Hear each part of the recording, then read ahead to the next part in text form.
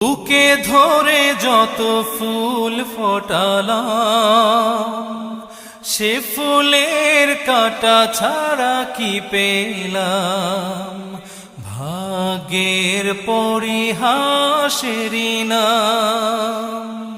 বুকে ধরে যত ফুল ফোটালাম, সে ফুলের কাঁটা ছাড়া কি পেলাম। ভাগ্যের পরিহাসেরই নাম। কেন নিয়তির কাছে বারে বারে হেরে যায় মানুষ এমন।